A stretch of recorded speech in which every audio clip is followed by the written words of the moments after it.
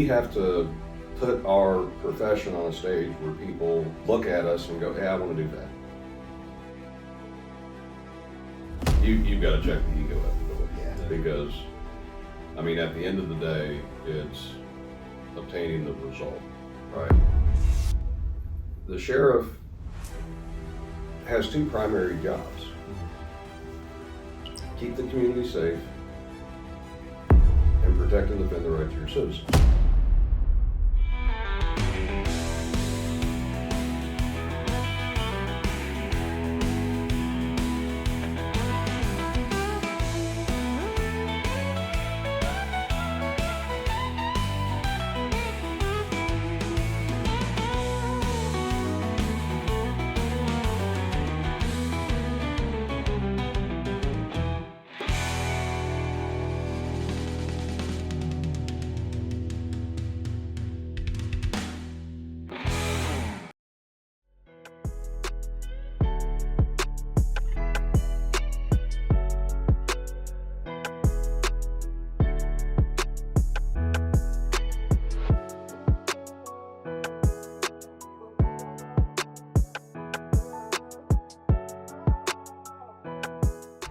Erik, Holland, Platte County.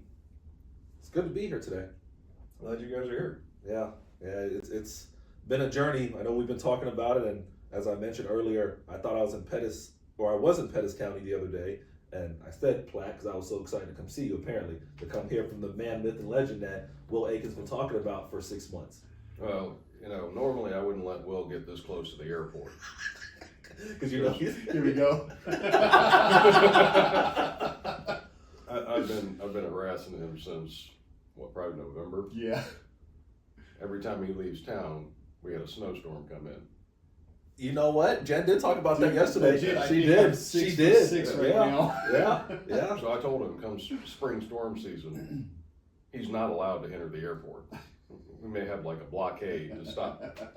That was the whole conversation. So, well, weather's pretty good today. It's like in the it's going to be in the mid 60s. Like it's probably in the mid 50s right now. Yeah. Long enough for some pullovers and stuff like that. And well, you just I guess roll it. You're probably used to this weather. It's Missouri, man. If you don't like the weather today, just wait till tomorrow. Oh, that don't even sound good. So, Erik, man, what do you want to talk about today? We're in your county. Tell us. Talk to us. Oh man, What you got going on? I tell you, the great thing about Platte County, it's a great place to live. We've got lots of things going on, but the bad side for that in law enforcement is we have lots of things going on. But, Yeah, and I noticed you guys are in a new building. You said you've been here about a year now? yeah, this is the old Platte County Resource Center. And one of the things the county commission did with their COVID money was space studies. And the old sheriff's office was basically 9,000 square feet. And they had this building that's about 30,000 square feet. And as they did the space studies, they realized we needed more space because we literally had people officed in closets and on top of each other. Platte City is probably like geographically central to the county. This is a little bit more central to our call base. Oh, okay, that makes sense. Yeah.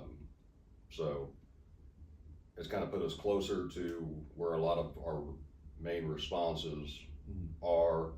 I think it's a little bit more convenient for the majority of the population in the county for when they have to come to the sheriff's office for some sort of permitting or question or. Well, and I think you were already using this building probably the majority of the time anyway.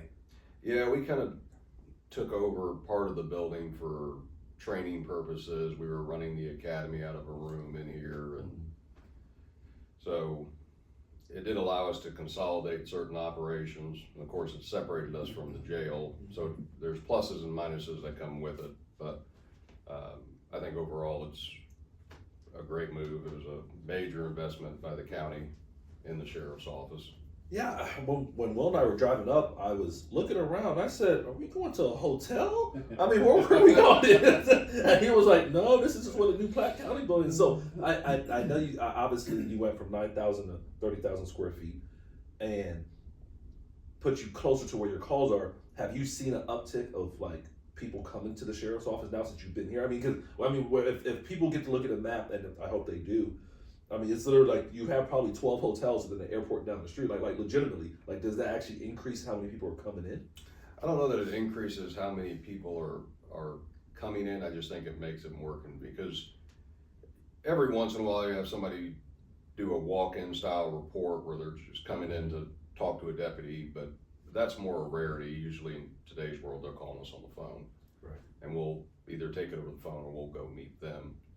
So I don't think your numbers have really changed. It's still the people that are coming in for the concealed carry permit, or they have a civil paper they need served, or things of that nature. But you know, most of the county population, about 50% of the county population, lives south of 152. So I just think it's more convenient for the majority of citizens in its current location.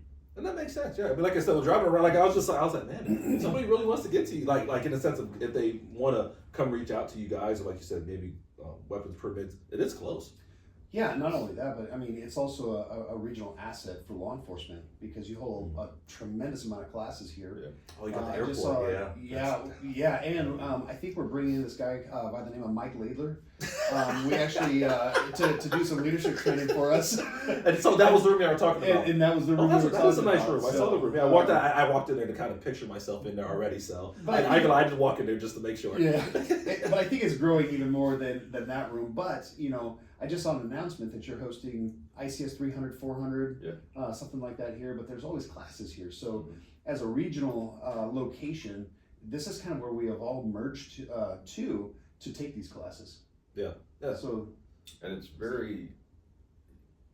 a great location, especially when you're talking about an out of town trainer. Oh yeah, it is. And we've had some of the, companies that are known in the law enforcement training field talk about, hey, this is great. I can land. The hotel's right across the street. It's like half a block up. So, I can teach here until noon and still make that 2 o'clock flight. And it's not this rigmarole of trying to get halfway across the city or, so.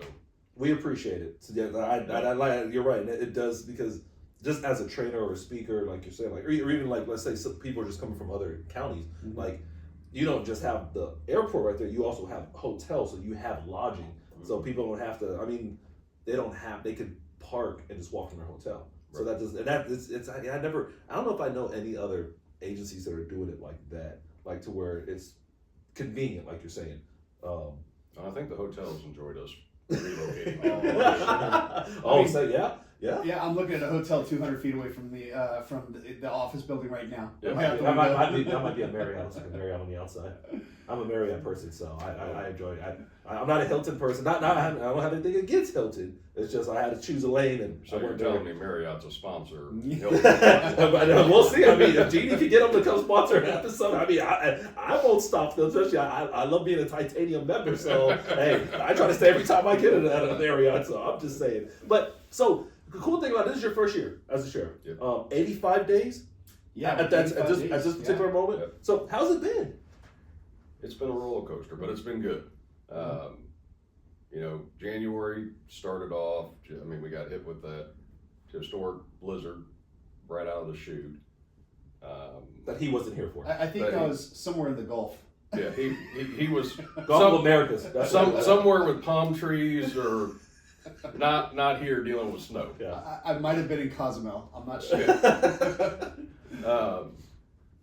Then we had a homicide on I-29.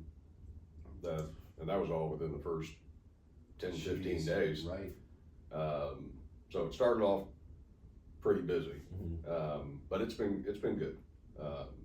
I've got a great group of people here. I mean, let's be honest, the sheriff can provide guidance to the department, kind of a mission, direction to go, but it's the men and women that are putting that badge on, getting in the car, detectives that are out there beating the bushes, the jailers that are in there dealing with it every day, that are the ones that are making the agency great and actually pushing it where it needs to go.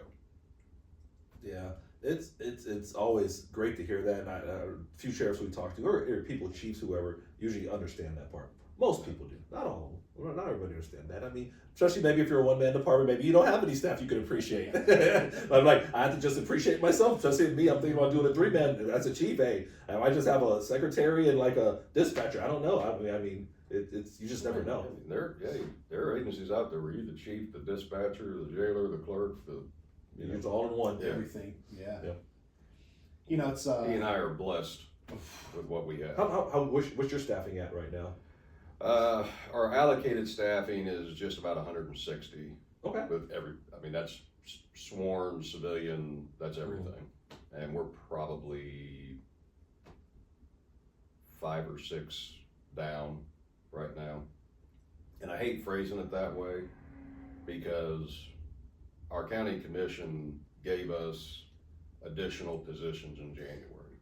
Oh, okay. So it's kind of a those vacancies are new positions we haven't filled yet that we're in the hiring process on. So it's not like you're not short-staffed. You're not understaffed. It's just that you're just.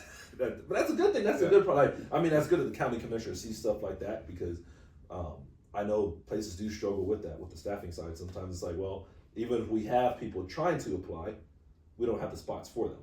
Right. Because nowadays in law enforcement, this industry as a whole, if you get people applying, you have a waiting list. It's almost like a miracle to have that. So when you finally do have it, you want to be able to offer them a job because you just never know when.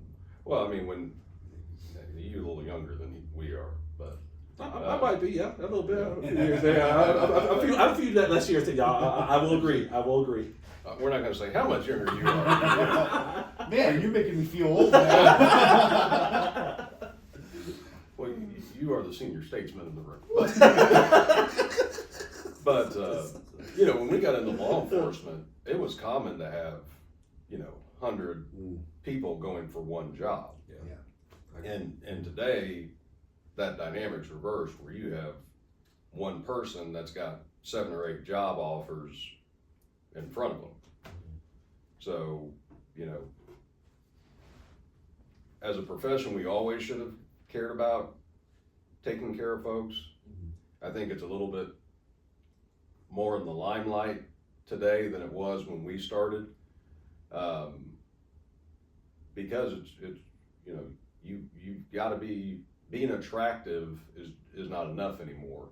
I agree. As an agency, and you've got to be competitive, but you also have to take care of people and be in an environment where they want to work, so that they want to stay at that agency. Yeah, I almost feel like, I remember 23 years ago when I got into law enforcement, there were hundreds of applicants for less than 100 positions with the Phoenix Police Department. And I just remember thinking, man, I sure hope they hire me. But like you said, I mean, there's one person with like 7 different job offers. It's who looks the best now for them to decide where I want to spend the rest of my career at, or at least start my career. But I also think that we're at a place now in law enforcement where it's forcing us to change the way we do things. Because if there's 2 things that cops hate worse, right? Hate the most, it's the way things are and change, right? Yeah. But this whole dynamic of recruiting and really retention, but that's another conversation. It's forcing us to change the way we do things. It took me 8-9 months to get a job with Phoenix PD when I entered law enforcement. I'm hiring people within 30 minutes after their interview now. Now we're still following state laws and stuff like that by doing the background investigation. That's a good way to cover what you were saying. That's a good way to say it. Yeah, you heard it. Yeah, you heard it. I at least make sure that we want them to be a cop. It's like, I would interview, can you start tomorrow? Like, what? Yeah, I will have a gun ready for you. But we're doing all the exhaustive stuff while they're training, right? Because they're not full-time employees yet. And so, we have the ability to train them. It's a little bit of a risk, I'll admit, but we've been doing this now for about 1.5 years, almost 2 years. And I think there's only less than 5 that we've had to say, oh, yeah, you can't work with us. And then we had to excuse them. But the rest of them, they've come on. So that was a huge change for us, because they were like, no, we got to do a background investigation. Well, okay, we have one background investigator to do 20 applicants. Yeah. Wow. You know, it's like, how long does that take? And we know now that if you don't communicate with the applicants, they're just going to go somewhere else. There's 6 other offers on the table right now. Yeah. So in a way, I think the struggles we're benefiting from it because of the changes that we're having to make. And that's just one example. Well, and I think you, as an agency head, and I'm not being disrespectful to any of the agency heads that I worked under. They were all great people, great mentors. I'm not saying anything about them. They just existed in a different environment than we're existing in today. Absolutely. But I think the agency heads have to be more receptive to what they're hearing from the boots on the ground than they had to be in the past. And I hardly agree with that, Dan. and you know, we recently had a conversation at our agency. You know, we just authorized ball caps for patrol. Yeah. Well, it started with patrol and it spread, but it was, and they had very valid reasons why they wanted them. Mm-hmm. You know, at one point in time, the argument may have been, well, we give you a campaign hat. You know, if you need the sun out of your eyes, you can wear that. And no disrespect to the troopers, but there's good things with those hats and there's bad things with those hats. And well, yeah, because in Texas, if you're wearing a real hat, you're wearing a cowboy hat in Texas. But you know, something to keep the sun out of their eyes, something as simple as not getting rain on the glasses, you know, keeping the sun off the head when they're out there directing traffic.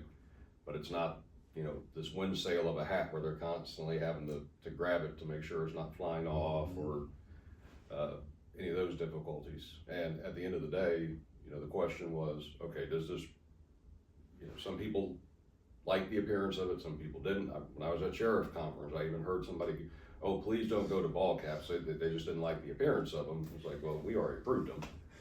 But at the end of the day, does this really impact their effectiveness as officers? And, you know, is it really that big of an issue?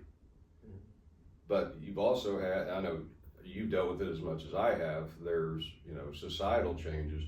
When we started in law enforcement, the idea that you would see somebody with a tattoo. That's true, yeah.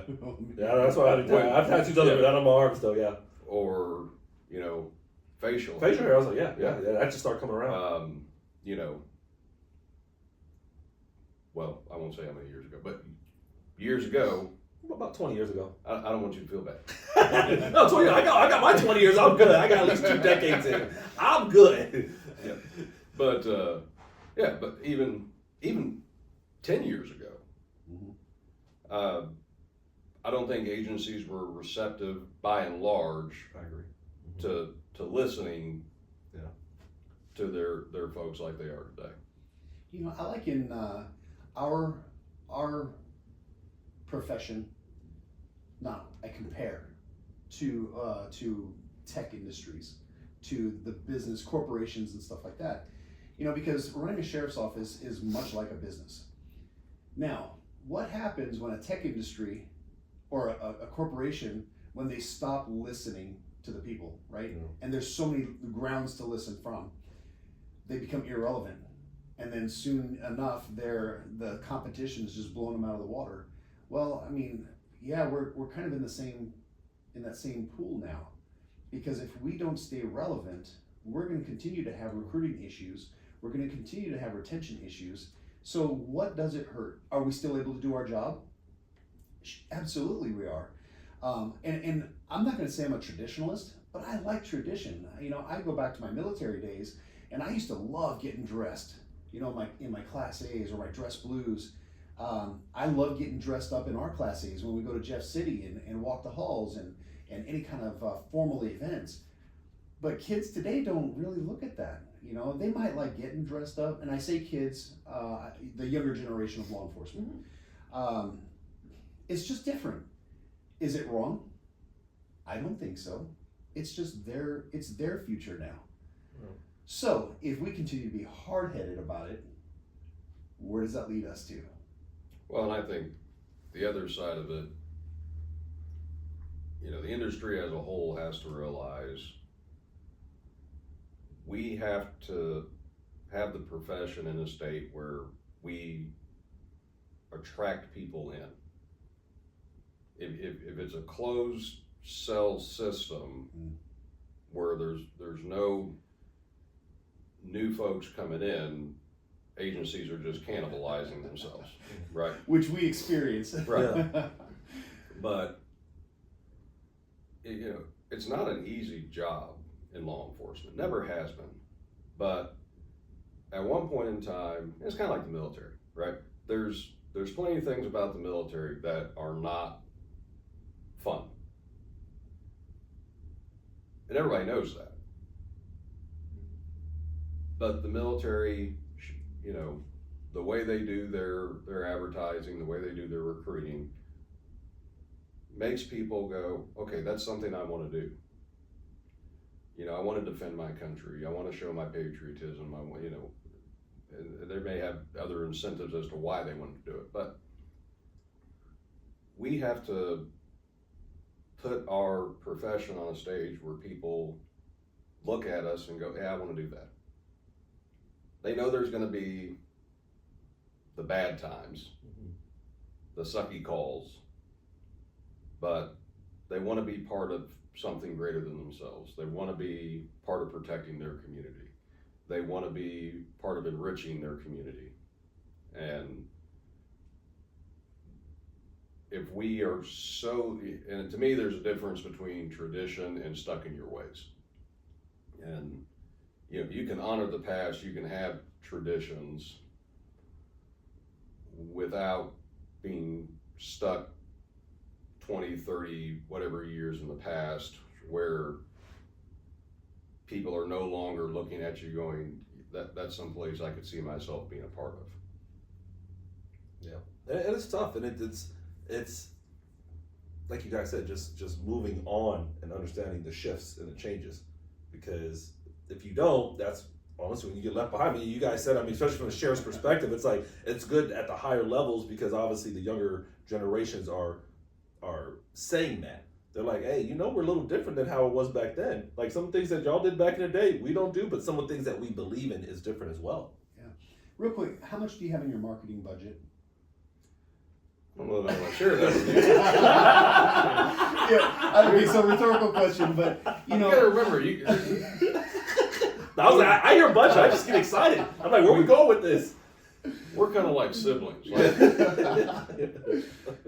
We love each other, yet there's this rivalry, right? Because I called him on election day and told him, my goal is that you hear my name in your county as much as I'm hearing your name in my county. Now you said something happened on election day specific to that. I'm like, what happened on that? Tell us. As I'm going around to different polls, I'm running into people and introducing myself, and they're like, do you know Sheriff Aiken? And I'm like, why do I keep hearing this man's name? This is in his county. Is he running for this county too? Is he on the ballot that I didn't see? But I think it'd be easy for me to say that I love this county just as much as my own. So that's fair. That's fair. See, now he's going to try to do this by county sheriff. Yeah. Like, let's can we go to the state bylaws? How many counties can you be sheriff in at once? Like, if you're not like, do I have to live in that county? Can I run for two counties? No, two counties one is enough. One is enough. But Platte and Clay make up what's known as the Northland in Kansas City, and it really is kind of they're two separate counties, but it is almost the same community, very porous border. It's nothing for people that live over here to work over in Clay or vice versa, shopping in Liberty, shopping in Zona Rosa. So there's a lot of interaction between the two counties, the citizens that live in both counties. Yeah. And he is on Facebook and social media like you wouldn't believe. So everybody. We believe it. Trust me. We know. I know too. So. Yeah. So let's say social media. Before we go into the break, and we have a few minutes before that, are you guys involved in social media? Yeah, that's one of the changes that it was started by my predecessor, Mark Owen, that we're continuing to push forward. You know, years ago when we first got a Facebook page, it was to make sure nobody else could publicize as the Platte County Sheriff's Office. We didn't really intend to use it. It was just preventing anybody else doing it. And you know, Sheriff Owen got us into starting to post on social media, and it wasn't organic for us yet. And it was really kind of like a place where we put press releases or saying a road's closed, things of that nature. And you know, we now have a social media clerk. She has a couple other jobs, but that's one of her main things, and she has all the I couldn't even tell you all the software programs and stuff to make the images and you know, go out to scenes and video and all this kind of stuff. So we're trying to get more into that mode, and I wouldn't say we're at the point where it's just completely second nature yet, but we're getting there. Well, and that's why, you know, I rhetorically asked, what's your marketing budget? Because I don't think any sheriff's office, any law enforcement agency has a marketing budget, or it's very, very low. I know mine, we call it a marketing budget, but really what we're doing is robbing Peter to pay Paul, right? But I've actually talked with other CEOs of law enforcement organizations, and they're just like, no, this is taxpayer dollars. You know, we can't do marketing. Well, I think we're shooting ourselves in the foot, so to say, if we don't market ourselves, because like the military, right? Yeah, we know that the military is hard. It's challenging. But look at their marketing budget. Look at the commercials and stuff like that. You can't tell me that's not taxpayer dollars.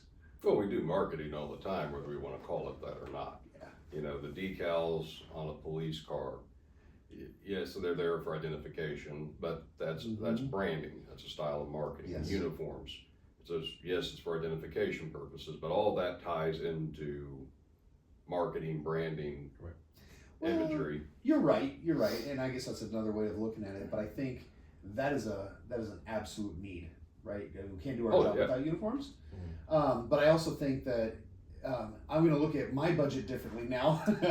But I think I'm also going to look at like how we're doing it, because we've actually started dipping our toe into the water of expanding our reach on Facebook ads for recruiting and hiring practices. And I'll tell you, you know, now it does help when you get a salary increase, but we, in the last 8 weeks, have seen over 200 applications for 25 positions. Now, do y'all have a part, like, in the application process, though, do either of you all have, like, a section that says, how did you hear about us? You had it? Okay. And in social media, is that an option on there? Yeah. Okay. Yeah. Okay, good. So I bring up marketing, but I think, you know, again, that's another challenge that we have to look at and go, you know what, maybe we should be doing this a little different. Because I mean, it's all about branding, right? But I think, you know, if you're wearing a uniform, if you're donning a shoulder patch or a badge on your chest, that's the ultimate brand right there. Well, and at the end of the day, I think it deals with the level of responsibility we have to our citizens. Both, I honestly say that a level of marketing, now, I mean, you can go over the top where you're spending millions of dollars on like Hollywood campaigns and you're not doing it your citizens a service, but if we don't market to where we're recruiting people in, filling positions, then you're burning people out through overtime, which is I mean, we'll never get away from having overtime in this profession, but there's a difference between a reasonable amount of overtime and you're just wearing your people down to the nub because of overtime, which is going to affect your retention. It's more expensive on your citizens to do it that way. So, you know, is it cheaper for me to spend $8,000 on a marketing campaign to get good people into the door and fill positions versus spending $20,000 in overtime? So I think there's a responsibility to the citizens to market yourself at a certain level. But to your question on, you know, do we have that how'd you hear about us side? you also have to know what's effective. Correct. You know, and I'm not gonna lie, we stole it from them. You know, we did an ad at a movie theater at one point in time. Mm-hmm. And I wouldn't say it was a waste of money. We did get applicants from it, but when we're looking at the data going, okay, we're getting way more bang for our buck over here than Absolutely. over here. Yeah. Yeah. And I think you owe that type of responsibility to your citizens too, of targeting where you're spending their money. Yes. Effectively. Yeah. Yeah. Yeah, but you're right, because that's why. Because sometimes, like, you're right, like, but you won't really know unless you try different places. Like, should you put a billboard on the highway? Should you put an ad at the movie theater? Should you put a TV ad, a radio? Like what actually works? Like, I mean, it's all over the place. Depends on where you're at. Now, see, he was a little better at it though, because he got his ad rolled out when like the SWAT movie came out. And by the time ours got through cutting and editing, I think ours came out when like the newest Disney movie got released. So. Is that Moana? Is that the Black County Sheriff's Office? All at once, like I don't know where they're going with any of this. Like, it's getting weird, guys. We don't know. But no, this is a good time. So what we'll do is we'll take a quick break for our sponsors and vendors, and then we'll jump back into it. Sounds good? Sounds good. All right, perfect. Are you looking for smarter solutions to run your correctional facility more efficiently? At Stellar Services, we're committed to empowering your facility with seamless solutions. As an MSA Premier Partner, we provide innovative, secure, and dependable services that support your staff, inmates, and the broader community, available 24/7. From commissary services to inmate software like Lockdown and Booking Money Manager and Stella Teller Kiosks, we deliver the tools you need for smarter facility management. With a reputation built on reliability and innovation, Stella Services is proud to serve facilities across the Midwest and beyond. To learn more, reach out to your local representative, Hannah Rogers, Regional Account Manager. She's ready to answer your questions and help you explore how Stella can support your facility. Stella Services, LLC, smarter solutions, seamless operations. Well, we're back from break. That was good. Had a chance to, the viewers hopefully got a chance to look at the sponsors and the vendors. And prior to the break, we were joking around talking about you guys putting out your ads about Moana and stuff like that. I mean, him doing his ads around SWAT. I mean, but it's cool. It's cool to. Timing's everything. Timing is everything. Timing is everything. But it's crazy that like how we talk about just how things have changed in law enforcement over the last few decades as far as marketing. Like that armed forces one was perfect because they advertise a lot on TV, YouTube, like whatever you're looking at, like radio, like you're always you have recruiting offices like in different cities and different areas. So it's interesting, like.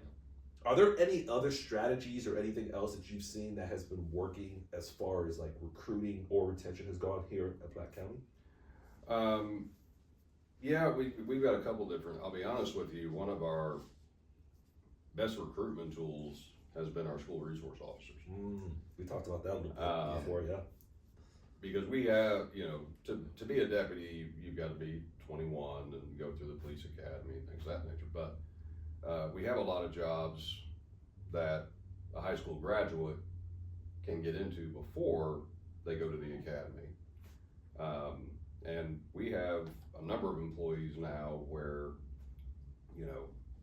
their SRO is what made them start thinking about getting into law enforcement, or they went through the Northland Career Center law enforcement class, and we have people that go in and instruct there. And I think they're kind of if they're not the ones that actually get them in the door, they're the ones that are seeding that fertile ground on, hey, I think this person is cool. I think this person is somebody I want to be like. And we talked about the uniforms. Right. We talked about that, like just the different styles and like just that SRO, depends on how they present themselves, they are the best recruiter. Yeah. And that's where the kids are at, right? And the school resource deputies, they play such a pivotal role in students' lives, right? I mean, who knows what's happening at home, but at least when they get to school, that's the most influential piece. I mean, I'm sure the teachers are also influential, and we also see a lot of kids going into teaching, but the ones that are able to connect with the school resource deputies and have that ground fertilized, and it's just like, whoa, I think I could do that. And then the encouragement from the school resource deputies, it's like, Yeah, and you don't have to wait until you're 21. We have other positions. Yeah, and we know people probably saw on video that you touch your phone. That's the life of a sheriff, right? And your phone rings all the time. I don't want people thinking, because we're gonna leave that in there. I was like, no. I was thinking in my head. I said, we're talking about SROs, but hey, the phone. If you're on sheriff's talk and your phone doesn't ring at least once, like that, hey, it's like, oh, how did we get through 30 episodes and not one phone went off during this whole process? I was hoping the whole time. I was like, I hope that's not a fire alarm. No. I was gonna let it go, and I'm like, okay, what is this buzzing noise gonna sound like on the so? No, don't worry about it. Buzzing open, but it's reality. But that's part of Sheriff's Talk. That's why we come here to different locations and we talk about the real marketing side. That's real life. Like you don't want to put a bow on everything, and then people get to whatever organization they're in, and they're like, I thought this was just all like bells and whistles. Like I thought this was just gonna be magic, but that's the life of a sheriff. Like your phone goes off when you least expect it, right? Oh yeah.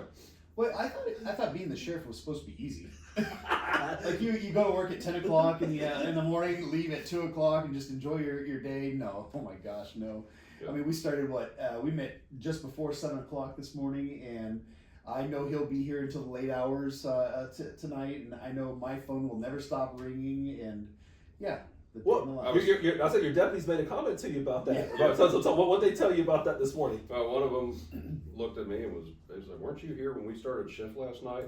And then I was telling him, I've had deputies in the past that they don't think I actually sleep. They think I just plug into a wall and recharge it once in a while. I haven't seen any charging stations out here in front of the sheriff's office yet. but I know there's time, so I know there's time. So I know you want to touch on some stuff on some of the projects he has, or yeah, tell us about what's going on with Platte County. You know, some of our initiatives going on right now. We've put a focus on aggressive driving. As you're very aware, we had a few road rage incidents right after the first of the year, and the aggressive driving just seems to be at a higher level than it's been in the past. And I think that's been growing over the last couple of years. But we're not just our traffic unit, but our entire patrol division has refocused into aggressive driving enforcement, especially in our major arteries. We're focusing on giving some additional trainings to patrol. You can, in the background there, you've got I-29, which is one of the major. You have three major highways going through Platte County, right? 635, I-29, and 435. Right. Yeah. And then, 152 is not an interstate, but it's just about. Yeah. And, we geographically sit at a crossroads for the region. I mean, we have St. Joe to the north, Kansas City downtown to the south, KCK and Leavenworth over to our west, Liberty's over to the east, plus the cities that we have in Platte County itself. And unfortunately, with all the good that comes with that, there's bad that comes with it too. And, we have a lot of drugs that are moving on our roadways. So we're actually we've always had people that are trained in interdiction, but not in bulk. So we're bringing in interdiction training for our patrol units to where it's not just a narcotics detective that's trained in interdiction, but my patrol division is trained in drug interdiction. Yeah. We've got more canines on the streets. We're getting more of the equipment to help with interdiction. And again, my predecessor is owed a lot of credit for some of this because he did move needle. We had a lot of talks before he left office, and he helped kind of push towards where we're going. So he really did help set me up for success, enhancing our crash team capabilities. We've had a number of major accidents on these interstates where Highway Patrol has called and said, hey, can you guys cover this accident because they're short-staffed, they're stretched thin. And I think we've even called you for an incident or two. And we're happy to do that. We've got the people that have the training, the resources, and if we can help out, whether it's a partner agency in the same jurisdiction like Highway Patrol, Kansas City, Platte City, Riverside, whoever it might be, or a neighboring jurisdiction like Clay, we're all dealing with the same stuff, and we're all gonna need help at some point in time. And he in Clay County has helped me out more than I can count. Kansas City's helped us out more than I could ever pay back. Riverside, Parkville, we all work together. And I think that's and we hear it all the time talking to our federal partners. One of the uniqueness that Kansas City has is the level of cooperation that all the agencies have, and we look at it as a partnership and working together, and not, this is my territory, you stay over there. So where do you, like, let's dive a little bit deeper to that connection that you all have here, because I don't disagree. I'm sure other areas aren't as cohesive and collaborative on their efforts. Like, is there like a underlining thing that you may have seen in your time, or things that are certain programs or certain groups or certain activities that cultivate these relationships? Because I know we've talked to, and I know people are probably watching, like, they probably don't have the same relationships that you're talking about, like with other sheriffs or other chiefs of police or highway patrol. Like is there like anything that you think of that actually would say, yeah, you know what, there's one or two things that we've done that I've seen other places don't do that really help us build like that relationship? I think it goes back decades. Yeah. I think it's foundations that were built back when Clarence Kelly and that era of law enforcement was around, and things like the Metro Squad, because Metro Chiefs and Sheriffs Right. Association, Metro Squad. Yeah. Because back then those were revolutionary. You go around any area now to have a major K squad's not uncommon, but at that point in time it was very uncommon. And I think those type of regional task forces are probably what's laid the foundation for that cooperation. Yeah, I was just thinking, man, it's been generations actually before us, and we just get to enjoy the luxuries that it has resulted in. But you continue to cultivate it. Yes. Like, I mean, because we know people can burn bridges. We know that.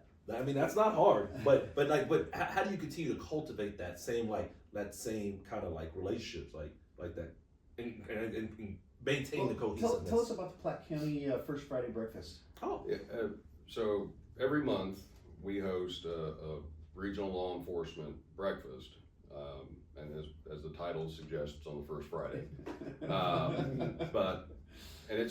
You have everything from a police department with 2 or 3 officers all the way to the FBI that attends this breakfast, and it's part of its information sharing, so we all know what's going on, what other people are seeing, dealing with, but a big part of it is just building the camaraderie and seeing each other. And it is much easier to call Will when something happens and I need help than to call,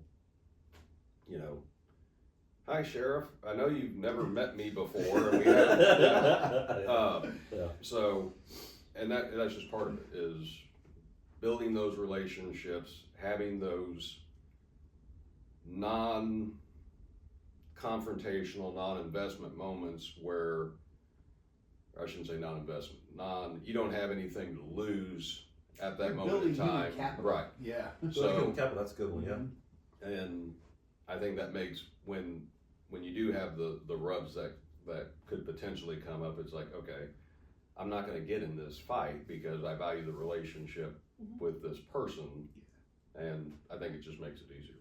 Well, I mean, because you're built, but it's like I said, these first Fridays, you're building up, so friction will come. That's just human nature. Like, we're gonna, obviously, male or female in law enforcement or any government, there's a lot of alphas. Let's just put it that way. There's a lot of conflicting personalities, but before that becomes that boiling point, there's things that you can do. So when it hits that boiling point, you're like, hey, we just had coffee the last 6 months. Right. Don't let month 7, because something happened, throw everything that we built away, because this is who I am, but I have to make this decision, or I made a dumb decision. Can you forgive me? Well, I was going to say, I think if you have good relationships and even kind of rib each other once in a while along the way, you never get to that. That's I called him,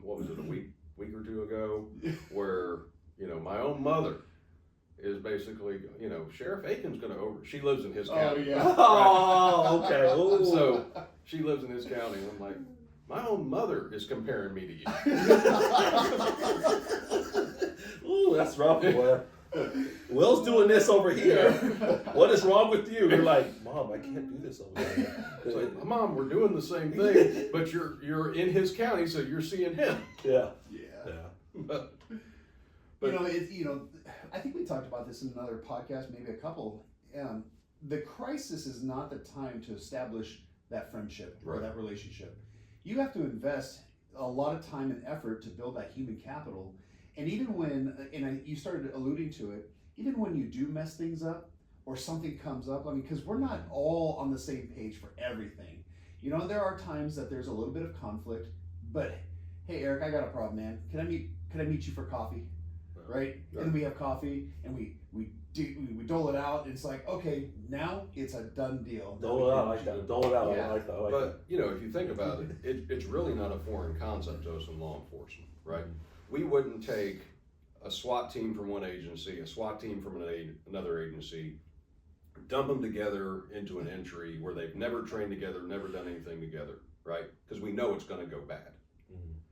We have them train together, we have them go to lunch together, they get to know each other, and they build that relationship where they're seamless, and even though they're in different agencies, they almost function like the same team. Mhm. It's no different, same concept, it's just at a different level of the agency. Yeah, but sometimes maybe there might be a perception or a concept, just me thinking randomly out loud, that maybe the higher you go, sometimes it's hard to give yourself away to go have coffee or to go to these First Fridays. And some people may say, well, I don't have time for that. Like when you hear people maybe say something like that, and I don't know. I'm not saying I hurt anybody. I'm just saying I'm trying to play devil advocate on that side. When you hear someone say, "Oh, I don't have time to do this First Friday again. This is a waste of my time." If I can get this man to come to coffee, then there is nobody that can say they don't have time. Because TSA knows him by first name at the airport. Oh yeah. Then here comes Will again, and well, don't even worry about your ID. Your boarding pass, we don't even care. Just go. I'm pretty you sure. choose your plane. I don't know if he's got a punch card with TSA, or I'm pretty sure, like, if it was him or the president walking through, they'd be like, "Hold on, Mr. President." Will's here first. Oh, So that's what I'm saying. So really, people don't. It's if when you hear people say, "Oh, I don't have time," or people are trying to make excuses not to develop these relationships, like how do you guys feel? Is like your level, like when you hear something like that? Because I'm sure you hear. You can't afford to not make the time. exactly. You are putting your agency, your citizens, the people that depend and trust in you, you are letting them down and you're putting them in jeopardy to not make the time to build those relationships. It's about prioritization too, right? I mean, yeah, we're all busy. You know, we can always be busy and we can always make excuses, but we have to prioritize. And I think, and I know with Eric and myself, that when another chief or sheriff calls, they're automatically priority one. Mm-hmm. You know, the only time that I don't ever answer the phone is when I'm leading a meeting or something like that, or I'm otherwise, indisposed. But if I see that they call or they text, man, I'm on the phone right away, just calling them back. So can I make excuses to say, "Hey, man, I'm too busy to have coffee, Eric"? Of course I could. But Yeah. I think But that level of investment too, saying, "Hey, he knows I'm busy, Yeah. but if I'm going to take time to have coffee with him and vice versa, I know that it's sincere, it's genuine, Yeah. and it's authentic." And I think more leaders should take that time and recognize that hey, you probably should be doing this. I mean, are you going to say you don't have time for the men and women that wear your uniform because you're too busy? I mean, I'm not. I wouldn't. Right. You don't have time for your city. There are certain things you have to make time for. Especially in this role. Right. Yeah. I mean, but I'm sure there's a few people that may say that. I don't know anybody personally. I'm just saying. I think I read an article about it somewhere online or something like that. Well, I'll be honest with you. In my little section of the world, I don't see that. Good. I'm not saying that I can get the chief of whatever agency or the sheriff of whatever county on the phone every second right away, but they call back. They send an email. they'll, hey, we need to get together, or, this is too much to talk about over the phone. Let's go have lunch. Everybody makes time. Everybody eats too on top of that. Yeah. I was I don't think he does. Oh,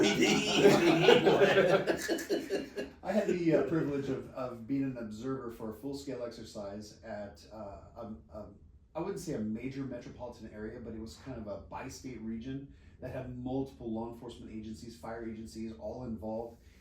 And there was so much conflict in this full-scale exercise because of communications.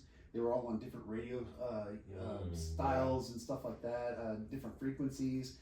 And the person that was running the full-scale exercise referred to me, because I'm just an observer, and they said, "How do you do it in Kansas City, in the Kansas City area?" And I told them, I was like, "Well, we're all on the same radio system. We all have built our networks. And I just kept going down the list, and I had police chiefs and a couple of fire chiefs after the fact come up to me and go, "How did you guys do that?" Going back to, Clarence and Kelly was 60s, right? 60s, 70s? Yeah.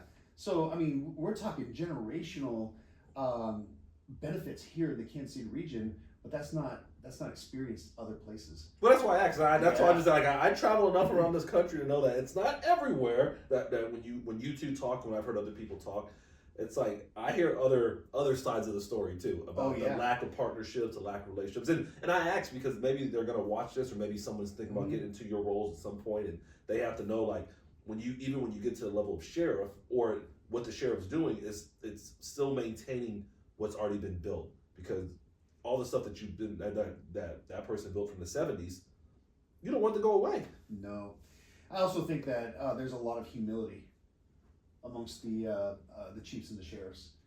We're all type A personalities, but man, we're all here for each other. We're all in it together. You've got to check the ego at the door. Yeah. Because, at the end of the day, it's obtaining the result, right? And how me getting that feather in my cap isn't as important as achieving the mission. Right. And you've got to check that ego at the door, be humble, work with other people.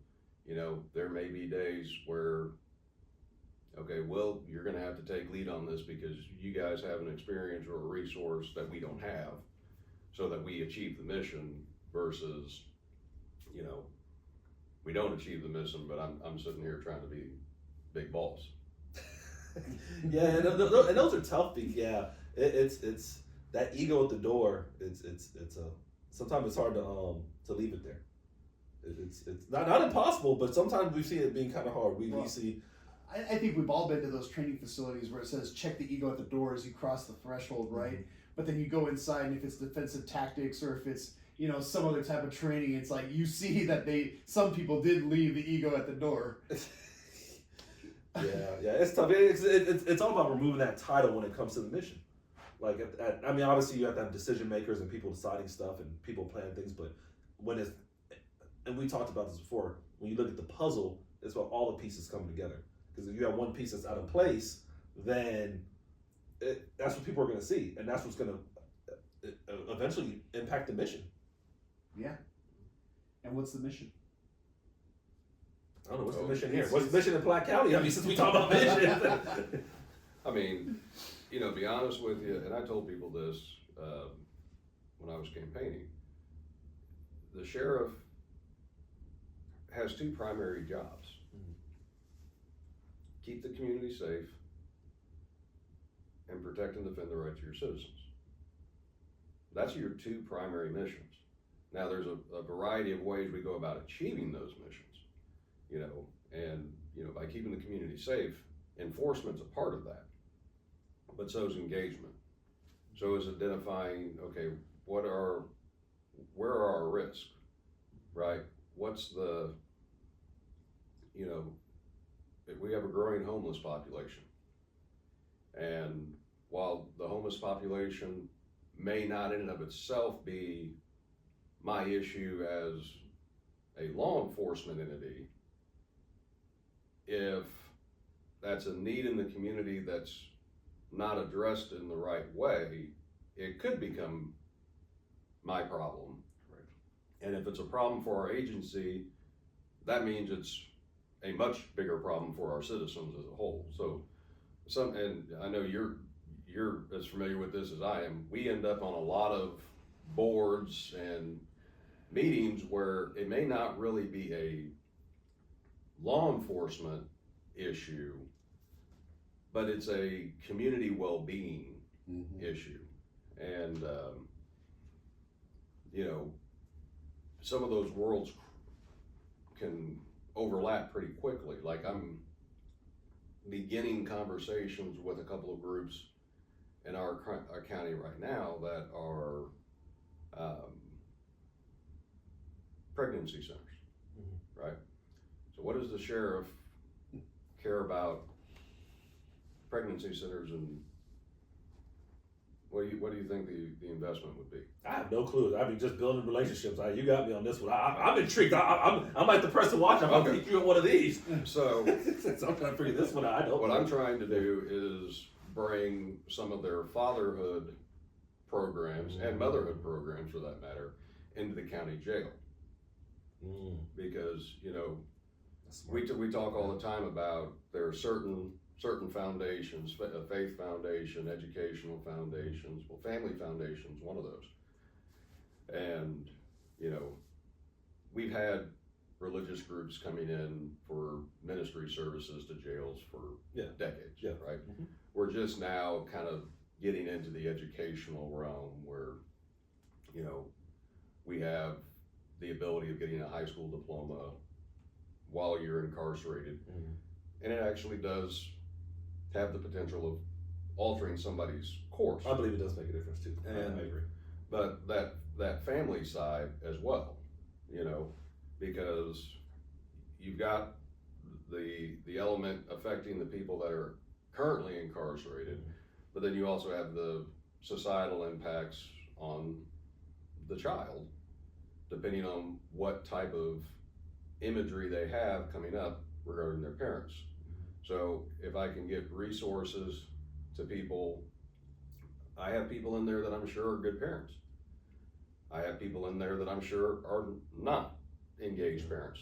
And if we can get those resources in there to educate them, give them more of that family foundation for when they're back out on the streets, maybe they don't come back into the jail. Maybe their kid never enters the system. And that's where breaking barriers. You're breaking down the generational curse or something like that. And that's where the law enforcement interest in those type of environments or those services does come in. It almost sounds like you're implementing proactive policing. Proactive Right. policing. I mean, when you think of Yeah, proactive yeah, policing, you're yeah. thinking of street crimes and stuff like that. But I think for the role of sheriff, it's a little different because we do have a jail under our purview, and there's a tremendous amount of conversation over recidivism rates. But this is a prime example of trying to get those resources in the jail, helping people who are still members of our community to get those services to them before they leave the jail, instead of crossing the threshold and us handing them a piece of paper saying, here's some resources. So the goal is reducing recidivism rates, making them better parents, making them better prepared, giving them opportunities that they wouldn't have otherwise, like through the GED program, or there's high step is what the other thing they call it. But yeah, that's being proactive. So I'm glad to hear that. I like that idea. Yeah. So on that note, since we're gonna end on something good, that was actually perfect. He gonna try to steal anything. he gonna be good, right? It's Chief Deputy A. Like, we gotta start something. Yeah. But I heard Pregnancy centers. I heard about this thing on the podcast. And you gotta move fast so we can beat Platte County. Yes. I'm gonna need a report by the end of the day. Please tell me. If you haven't talked to 3 pregnancy centers before the day's out, hey, just don't even come to work tomorrow. Yeah. So on that note, we're getting close to the end of the podcast. If people are looking to find Erik Holland and Platte County, what are some ways that they can find you? Obviously, we have our website at plattesheriff.org. We have a Facebook page. If you live in Platte County, you can find us on Nextdoor. But probably Facebook is probably our main social media connector on our website. The Nextdoor account we use for communicating with our citizens. Everything that's on Facebook will end up on there, but we'll also, hey, this incident's going on in this neighborhood, to communicate with them directly. And obviously, you're still expanding as far as your staffing goes. Yes. So I know we Always, talked about the number. always Yeah. hiring. Always hire. Always a pipeline of people Yeah. for all the positions. Okay, that makes sense. Okay, cool. Any final words? No, thank you guys for coming out here. It was great. You know, I was a little worried when Will said, "Hey, I want to, do a podcast with you." I'm like, "Okay, where's the trap here?" No trap. It's just something that, like we mentioned before, Missouri Sheriff's Association is really trying to highlight sheriffs through the Sheriff's Talk podcast and everybody that falls within that purview. So no trickery, no funny business. Not on this episode. No, when he said you were coming, I was like, all right. All right, he's gonna be the buffer between the craziness that could go on. But yeah, Will, you have anything else you want to throw in there? No, thanks for taking the time out of your busy day, because I know that you're busy to do something like this. I know this is for some people really uncomfortable to just get behind a camera and talk really in the most authentic way possible, but it's a way to spotlight you as a sheriff, as the sheriff of Platte County, and to spotlight your agency and the community. So appreciate your time. Yeah. Just for the people watching, just make sure I hope they stick around a little bit. They can look at some of the vendors. I'm not gonna say which vendors are gonna be on there because we joked about some stuff earlier. I'm gonna leave that down below. We're gonna be an internal joke. If people want to know what that is, they can come email or text or talk to us at the conference. But yeah, we got the summer conference coming up in August. Yep. That'd be a good thing. The Jail Administrator Conference is usually in May. Yeah, in May. So there's some things to check out. But definitely for anybody watching, check out the sponsored vendors at the end. Conference will be September. Yeah, usually September. So all in the Ozarks, Margaritaville. So great spot. But yeah, thank you guys, and that's good for the podcast.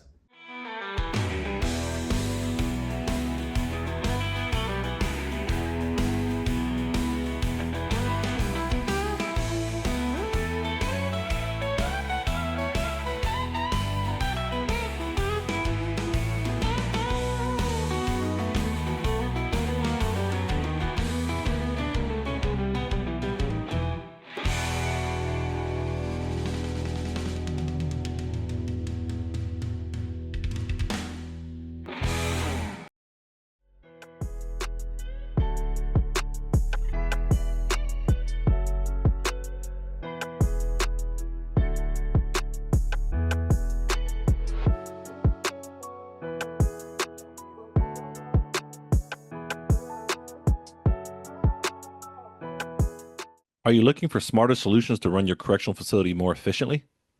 At Stellar Services, we're committed to empowering your facility with seamless solutions. As an MSA Premier Partner, we provide innovative, secure, and dependable services that support your staff, inmates, and the broader community, available 24/7. From commissary services to inmate software like Lockdown and Booking Money Manager and Stella Teller Kiosks, we deliver the tools you need for smarter facility management. With a reputation built on reliability and innovation, Stella Services is proud to serve facilities across the Midwest and beyond. To learn more, reach out to your local representative, Hannah Rogers, Regional Account Manager. She's ready to answer your questions and help you explore how Stella can support your facility. Stella Services, LLC, smarter solutions, seamless operations.